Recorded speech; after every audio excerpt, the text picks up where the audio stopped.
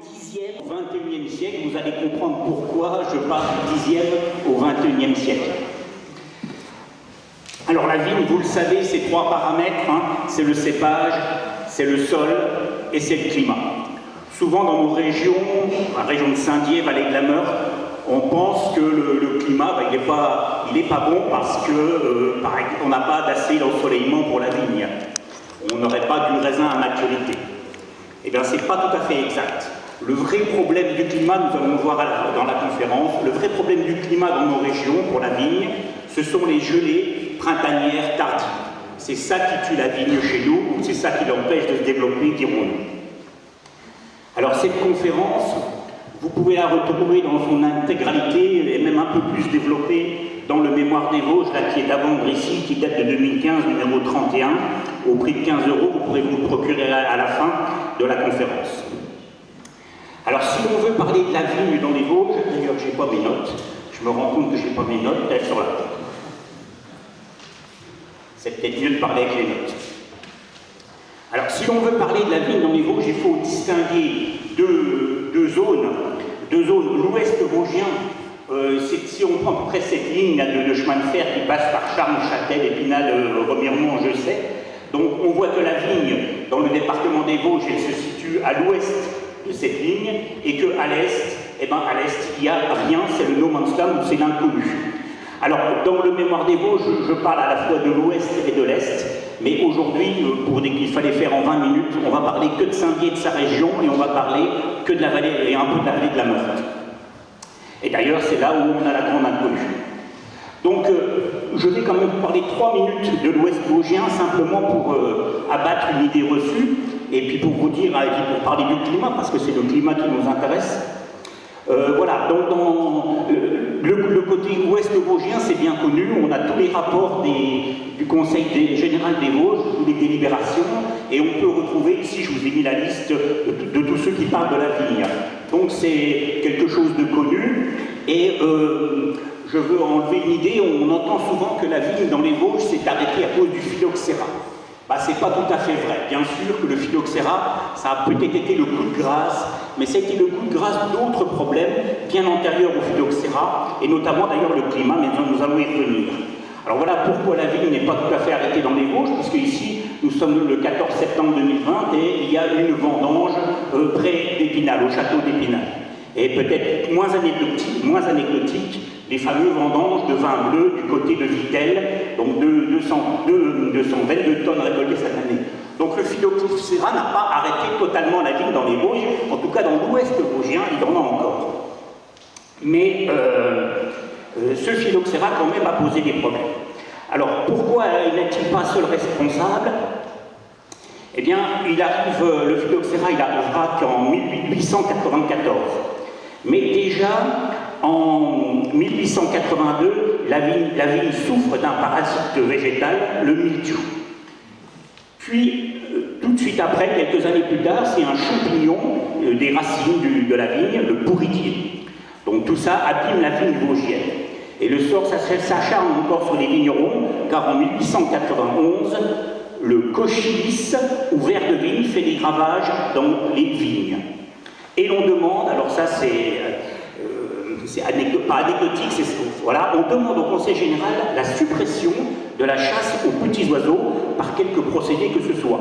On s'est aperçu que les petits oiseaux voraces de la vigne, finalement, ils pouvaient aussi manger les vers, et on en avait trop, parce que quelques années auparavant, dans les autres délibérations que je vous ai montrées tout à l'heure, quelques années auparavant, les vignerons demandaient la chasse aux oiseaux et la destruction des petits oiseaux voraces de la vigne. Bon, ils ont eu le ver à la place. Mais voilà le point important. Suite à des gelées printanières répétées, le syndicat de protection des vignes demande des subventions au Conseil général.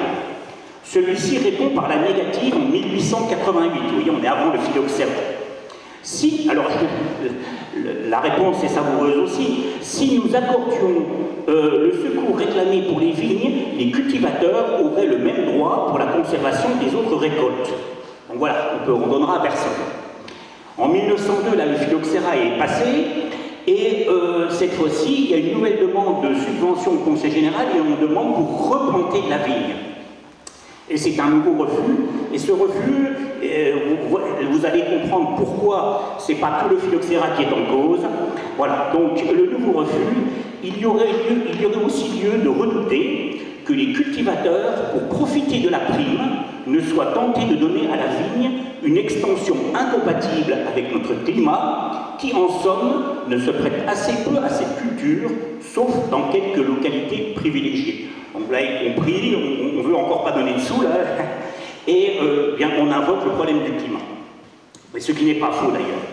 Donc le phylloxéra va apparaître en 1894, il va s'étendre beaucoup en 1900 suite à un été très chaud, et puis il va progresser encore en 1904, et là ce sera quand même un petit peu la faillite. Et en 1904, la désillusion des agriculteurs de la plaine se rend bien compte que de l'avenir qui est réservé à la vigne dans les Vosges. Ils sont décidés à ne replanter que la surface nécessaire pour produire la boisson dont ils ont besoin. Et alors là, c'est ça qui est intéressant. Seuls les coteaux fertiles, bien exposés et à l'abri des gelées printanières, c'est-à-dire une fraction très faible de l'ancien vignoble, seront reconstitués. On comprend bien que ce sont bien les gelées printanières qui empêchent de replanter après le phylloxéra, parce qu'on aurait pu replanter des plants résistants au phylloxéra, mais on abandonne à cause des gelées printanières. Et avant la Grande Guerre, une grande partie du vignoble vosgien, de l'ouest vosgien, va être remplacée par des arbres fruitiers, les fameuses mirabelles de Lorraine et d'autres arbres fruitiers. Voilà, donc je termine là sur l'ouest vosgien, c'est beaucoup plus détaillé dans le mémoire des Vosges, mais on n'a pas le temps de s'y arrêter. Alors, nous allons commencer le véritable sujet de la conférence, c'est la vigne dans la région de Saint-Dié et même dans la vallée de la Meurthe. Alors ça, c'est quelque chose d'assez inédit, mais nous en revenons. Alors, je commence par une carte postale d'Adolphe Évêque en 1907, où il montre une magnifique vigne qu'il qualifie de phénoménale, parce qu'en 1907, cette vigne, qui est surtout une façade d'une maison, produit 400 grappes de raisin, 400 belles grosses grappes. Voilà. Alors bien entendu, cette photographie d'Adolphe Évêque ne suffit pas à justifier, ou en tout cas à prouver la vigne cultivée à Saint-Dié. Pas plus que les toponymes d'ailleurs. Hein. On a des toponymes sous la vigne, devant la vigne, tout ça, mais est-ce qu'ils reflétaient vraiment la culture de la vigne? Un autre toponyme, notamment utilisé par Nicolas François Gravier, qui est quand même un historien qui a écrit sur Saint-Dié, mais qui n'a pas écrit que des choses justes, hein, donc qui est à prendre avec recul. Il nous parle de la fameuse beuouille, et il dit que la beuouille, c'était la hotte pour transporter le raisin, et que pour cette raison, il y avait on cultivait le vin à la beuouille. Alors c'est vrai, on cultivait le vin à la beuouille, mais c'est pas pour cette raison-là. Il s'est trompé dans ses arguments, et il a quand même juste à la fin, mais il se trompe dans ses arguments. Selon Pierre Collin, éminent linguiste de la philomatique, la beuouille, c'est simplement un lieu en hauteur. Voilà, c'est pas forcément qu'on n'y cultivait pas la hotte pour mettre le raisin, et ça c'est aussi des choses que l'on relit et que l'on entend partout. Alors, qu'en est-il à Saint-Dié? Donc ici vous avez une image de Jacques Callot avec la culture de la vigne là sur le côté gauche. Qu'en est-il de la culture de la vigne? Eh bien, les auteurs du XIXe siècle étaient partagés. Nicolas François Gravier, le docteur Alban Fournier, disait que la ville avait existé dans la vallée de la Meurthe, mais qu'elle avait disparu à la guerre de 30 ans. Point final, à la ligne circulée, il n'y a rien à voir. C'est-à-dire aucune explication, ni aucune justification, ni aucune source de cité. D'autres auteurs, et pas des moindres, Charles-Édouard Perrin, religné par Christian Pfister, donc auteur du 19e, disait non, il n'y a pas de vigne dans la région de Saint-Dié, le climat c'est une aberration, le climat ne s'y prête pas, c'est pas possible, il n'y avait pas de vigne. Bon, voilà. Pareil, sans trop argumenter. Alors, qu'en est-il exactement? Eh bien, on a un texte du Xe siècle. C'est pour ça que ma conférence 10e, 21e siècle, on a un texte du Xe siècle intitulé La Littera Antica Rectudinum, qui sont les titres des droitures ou redevances, et ce titre fait mention des vins que le chapitre tirait de Mandray, Robache, La Fosse, Tintru, la contrée de Varcosé entre Robache et Saint-Dié, la Beuouille, la voilà, et au Pied d'Ormont, etc. Mais Damien Parmentier, qui est un médiéviste également pointu de la Société philomatique vosgienne, nous faisait remarquer que le chapitre de Léodacien avait des possessions en Alsace, avait des vignes en Alsace, et donc ça pouvait très bien être des vignes qui venaient d'Alsace, et les fameuses taxes sur le vin, des taxes plus sur les conduits que sur la production du vin. Donc il fallait prendre ce texte avec précaution. Et puis on en était là, et finalement René Revers et moi-même, on avait voulu en savoir plus, on avait fait chacun des recherches de notre côté et on les a mis en commun. Et en fait, on est allé aux sources, aux archives départementales des Vosges, et notamment de la série G, et là, on a trouvé une trentaine de références qui parlent de la vigne. Et bon, alors c'est pas toujours évident parce que c'est pas répertorié comme vigne, il faut lire pas mal d'archives avant d'en trouver une qui parle de la vigne. Voilà.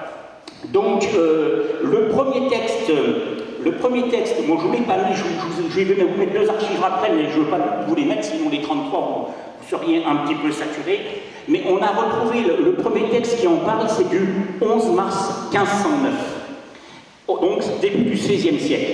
Et là, il n'y a plus de doute. Donc, une terre en nature de vigne, en la montagne de la Behouille, finage de Saint-Dié. Voilà, donc là, c'est clair, c'était une terre en nature de vigne, on ne peut pas dire que le vin venait d'Alsace. Et puis on retrouve les mêmes mentions de terre en nature de vigne à la Behouille en 1563, 1566, 1568, un autre texte sans date. En 1561, on plante une vigne à la Behouille, donc pour mettre en nature de vigne, séant à la Behouille, finage de Saint-Dié. En 1571, le chapitre Saint-Dié vend à Jean Poirèche, cendrier de Saint-Dié, une vigne à la Behouille, finage de Saint-Dié. Quelques textes renseignent même sur les dimensions, les surfaces. Une pièce de terre contenant pour 7 de vigne un bon journal et demi.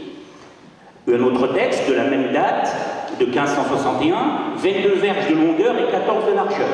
En 1569, Nicolas Barbier loue une vigne à Saint-Dié, 6 à la Behouille, contenant un demi-journal. Et enfin, en 1661, une pièce de vigne contenant de grandeur 21 verges et de longueur 33 verges au pied compté pour chaque verge. Donc vous voyez là, on a les textes, on a les sources. Maintenant, on ne peut plus dire qu'il n'y avait pas de vigne à Saint-Dié, il y en avait. Il y en avait, les archives sont formelles.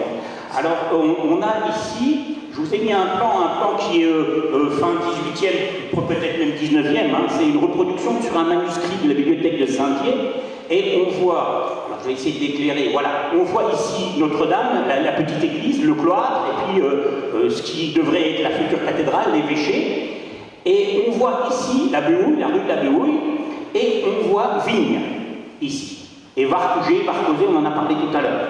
On voit également ici le pensionnaire de l'Ange Gardien, qui est en fait le lycée Beaujardin, pour ceux qui sont du coin, et ceux qui ne sont pas du coin, c'est plus dur à s'y retrouver. Et qu'est-ce qu'on voit au-dessus de noter Vigne? Alors on pourrait dire que c'est un plan qui a été fait après, qui pourrait pas être juste, mais en fait, ce plan-là, eh ben, il correspond aux sources que l'on trouve. Donc ce plan est vrai. Voilà. Donc la vigne est démontrée à Saint-Dié, et la vigne n'est pas que à la Behouille. Je vous ai mis ici en gris, donc vous avez Saint-Dié, vous avez la cathédrale, et puis j'ai représenté l'église Saint-Martin, donc c'est la ville, et j'ai mis en zone grise tous les textes où on parle de la vigne à Saint-Dié. Donc à Tintru, on parle de la vigne ici, à Tintru, on en parle à Faucharou, au Champ Spingler, au fameux Varcouzé, à la Behouille, bien sûr, à la Goule, à Ortimont, à la Côte-Callot, etc., etc. Donc là, c'est des endroits sûrs sur les archives départementales. Et par exemple, au Villet, il y a au champ de la vigne, mais on n'a pas trouvé encore d'archives sur le Villet qui parlait d'une vigne au champ de la vigne. Voilà. Mais en fait, la preuve est faite que la vigne existait bien, était bien cultivée à Saint-Dié. Alors, les auteurs, les anciens auteurs comme Nicolas Gravier nous disaient que la vigne avait cessé à la guerre de 30 ans. Point final, à la ligne, croyez ce que je dis, et il ne citait aucune source. Alors, nous avons retrouvé quand même un texte, enfin plusieurs textes d'ailleurs, hein, plusieurs textes, mais là je ne vais vous en présenter qu'un seul, mais on va en prendre quelques-uns à la... Alors, donc nous sommes après la guerre de 30 ans, oui, donc ça c'est pas... Voilà. C'est la deuxième feuille. Alors, donc, en 1696, donc après la guerre de 30 ans, qui était, avant les guerres, en nature de vigne. Voilà, donc c'est clair. En 1695, au coste de la Gaule, estoit un champ possédé par Stouvenel, en bas et au-dessus duquel estoit une vigne, présentement cultivée en nature de terre. Et puis enfin, un champ aussi d'environ 3 jours, dit au-dessus des Grasses, autrefois en nature de vigne, ça c'est en 1758. Donc on voit que après la guerre de 30 ans, quand même beaucoup de vignes ont disparu. Et on va le voir sur ce texte-là. Alors pour vous, c'est peut-être un peu loin. Alors vous êtes, je ne sais pas si je peux le grossir. Non, je ne pourrais pas, mais c'est pas grave. Vous allez lire à partir de la fin. Si vous arrivez à lire, je ne sais pas, à partir de la 7e ligne ici. Voilà, et puis je ne vous lirai pas tout, je vais vous lire que le principal. Donc, c'est un texte juste après la guerre de 30 ans, du 4 septembre 1696. Et voilà ce qu'il nous dit. Donc on est au pan et finage du dit Saint-Dié. Alors, en outre, différents sens sur les héritages du dit ban, et notamment ceux qui étaient autrefois en nature de vigne et terres labourables, escanton de la Gaule, la Béouille, le Haut des Neiges, la Basse Crépin, la Côte Chenot, sur la Crasse, le cimetière des Juifs, la Côte Callot, Pichoteux et autres voisins desquels, Sens, donc vous voyez, les Sens, ils n'ont pu être payés depuis quelque temps à cause que les héritages ont été laissés vagues et incultes et abandonnés pendant les guerres. On parle de la guerre de 30 ans. Les tenanciers ont été inconnus et la plupart décédés sans héritier. Voilà, après la guerre de 30 ans, vous savez qu'il y a une bonne moitié, enfin on ne va pas discuter sur les chiffres, les historiens ne sont pas d'accord, mais mettons une bonne moitié de la population quand même qui n'existe plus, et les terres, on ne sait plus à qui elles appartiennent, elles sont laissées comme ça à l'abandon. Or, les chanoines déodaciens avaient le droit de haute, moyenne et basse justice sur leur sujet, et la haute justice faisait qu'ils pouvaient récupérer, quand il y avait un héritage et il n'y avait plus d'héritier, et ben c'est comme l'État maintenant chez nous, et ben c'est les chanoines qui récupéraient. Or là, il n'y avait plus beaucoup d'héritiers, des familles entières avaient été décimées, et ces terres étaient à l'abandon. Donc les chanoines voulaient les récupérer pour pouvoir de nouveau les faire fructifier et faire payer. Et d'autant plus que certains particuliers, voyant des terres inoccupées que personne ne réclamait, s'étaient mis, on le sait dans le reste du texte, s'étaient mis eux aussi à les cultiver, et bon, et ça plaisait pas aux chanoines qui voulaient bien sûr avoir leur dû. Donc ce texte confirme totalement l'abandon d'une grande partie du vignoble déodacien après la guerre de 30 ans. A-t-il pour autant disparu, comme avec le phylloxéra de la région de l'ouest vosgien? Pas du tout. Il n'a pas disparu après la guerre de 30 ans, même s'il a été très réduit. Alors voici d'autres textes, toujours aux archives départementales. En l'an 1702, donc là on est bien après la guerre de 30 ans, Claude Voignier et ses frères cultivent une vigne au-dessus de la Béouille. Voilà, on y revient. Finage de Saint-Dié. Goury Serrurier cultive une vigne à la Béouille au-dessus de la vigne de Padoue. Toujours la même année, Demange Brabant et Demange Aubert cultivent 2 jours de vigne à Ortimont, Saint-Roch. Enfin, Grégoire des Ruisseaux cultive 2 jours de vigne à Ortimont. Thierry, doyen du chapitre et chanoine, paye la dîme pour sa vigne, sise en la porte de la Rouchatte, donc la Rochotte, la Rouchatte, vous voyez où c'est, juste en bas de l'hôpital, finage de Saint-Dié. Donc la vigne était aux portes de la ville. Voilà. Donc, ensuite, là on est un peu plus loin, en l'an 1806, les vignes ont gelé partout avant la maturité, la vendange fut tardive et la plus mauvaise qui soit faite depuis 60 ans. Là, on revient sur le climat. Alors, je vais vous présenter un deuxième texte qui a 2 avantages. Alors, bon, malheureusement, il va falloir me croire sur parole parce que c'est un peu loin pour vous. Donc, c'est deux bourgeois de Saint-Dié qui louent une terre. Alors, c'est situé en la coste d'Ortimont, un peu en dessous de la chapelle et ermitage du dit Dieu, vulgairement appelé Saint-Roch. Donc là, elle est intéressante cette archive parce qu'elle situe la vigne de toute façon tout à fait précise. Et deuxième intérêt aussi, c'est que ces bourgeois de Saint-Dié qui veulent cultiver ce terrain-là, qui veulent l'ascenser, qui veulent le louer au chapitre, eh bien, ils sont à côté de Sébastien Blaise, donc, qui vient de planter récemment une vigne. Donc, voilà. Et ces deux bourgeois, d'ailleurs, commencer un peu la dîme, c'est l'arrivée de la pomme de terre. Et les paysans qui vont planter des pommes de terre à la place des vignes, ils vont réfuter la fameuse dîme en disant que ça c'est quelque chose de nouveau, c'est pas dans les usages anciens, on ne paye pas la dîme sur la pomme de terre, puisque c'est pas dans les usages anciens. Et donc ils vont s'opposer à ça, et ça va entraîner des procès, et certains iront jusqu'à la Révolution, ces procès-là vont s'arrêteront à la Révolution, mais c'est aussi un autre argument pour dire qu'on a mis des pommes de terre plutôt que des vignes, puisque là on ne payait pas d'impôt dessus. Donc le problème financier est un problème autant important que le problème, du climat. D'ailleurs, pour le problème financier, je ne l'ai pas dit, mais l'Ouest vosgien, bien sûr, il y avait le phylloxéra, il y avait les gelées printanières, et puis il y avait le problème financier, c'est-à-dire les vins du Midi qui venaient concurrencer les vins du vignoble vosgien.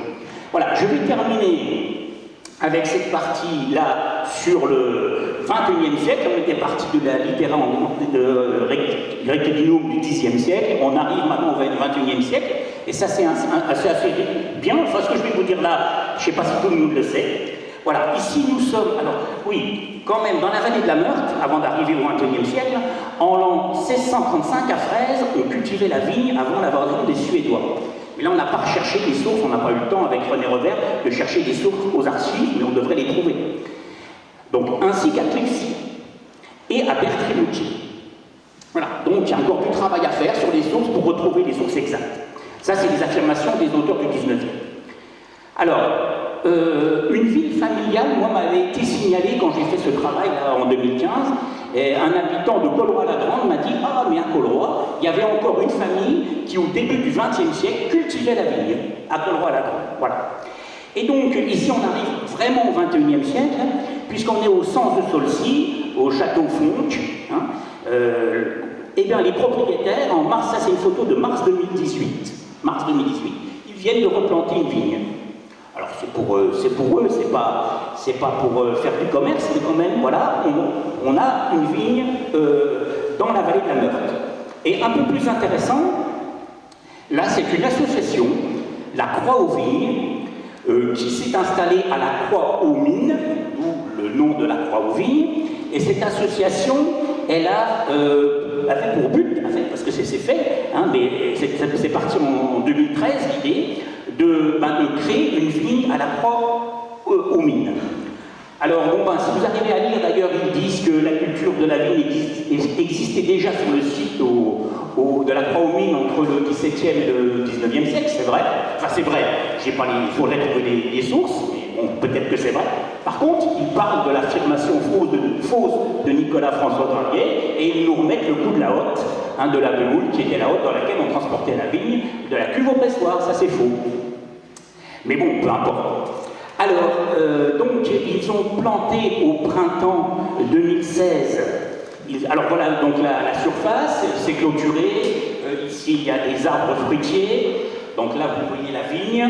Là, vous voyez les deux. Il y a 2000 ceps de vigne. Alors en rouge, c'est les ceps qui n'ont pas survécu. Ici, c'est des arbres fruitiers. Il y a des ruches également. Et tout est clôturé. Donc c'est bien fait. Et on va voir donc cette vigne, voilà. Alors c'est planté aussi, c'est uniquement des chevaux hein, qui interviennent, pas de tracteur, pas d'engin mécanique, les chevaux et l'huile de coude. Hein. Voilà, donc là ils plantent la vigne, la voici plantée. Donc nous sommes en printemps 2016, la voici à l'automne 2016, donc elle a fait une belle petite pousse déjà. Et voici là en 2019 leur première vendange. Et ils n'ont pas fait de vin, ils ont fait que du jus de raisin. Voilà, donc ça c'est du jus de raisin, de la Croix aux Vignes, de la Croix aux Vignes. Voilà. Et puis cette année, voilà une grappe de raisin du mois d'août 2020. Et voici la vigne actuelle d'août 2020, juste avant la deuxième récolte. Alors j'en termine là, et après on passera aux questions si vous le voulez. Et je vous donne les deux vendanges. Donc la première vendange de 2019, où ils ont récolté, alors je ne sais plus si vous vous rappelez de la première diapo, ils espéraient entre 1500 et 2000 kg de raisin, et ils ont récolté en 2019 2726 kg de grappes de raisin, donc c'est quand même pas mal, hein, ils étaient bien dans les clous de leurs espérances. Et ils ont fait 442 bouteilles de 1 litre de jus de fruits et 262 bidons de 3 litres. Voilà. Donc ça c'était la première récolte 2019. Et la deuxième récolte 2020, elle vient de se produire la semaine dernière. Voilà. Donc le vin, on peut encore le boire. Par contre, et là, probablement le climat, hein, parce que la vigne était bien entretenue et tout, donc probablement le climat, ils ont eu un peu moins, ils ont eu presque la moitié en moins, c'est-à-dire au lieu des 3000 kg, 2600, ils ont récolté que 1592 kg. Donc quand même une récolte moins bonne.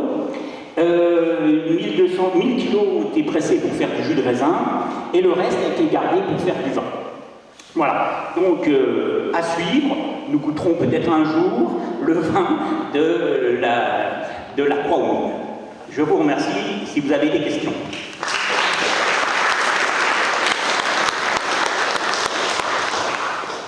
Oui. Quel cépage? Alors, oui, le cépage, il est là, c'est du... attendez, je vais vous le donner, c'est ça. Il est là. Ils ont planté le Régent, un cépage noir. Alors, ils ont fait, en 2013, ils ont fait des essais. Et ils ont choisi le cépage, le Régent, un cépage noir. Voilà. D'autres questions? Avant cet article et avant les recherches de René Revers et de moi-même, vraiment, on posait la question, personne n'imaginait la culture de la vigne à Saint-Dié et même aux portes de la ville.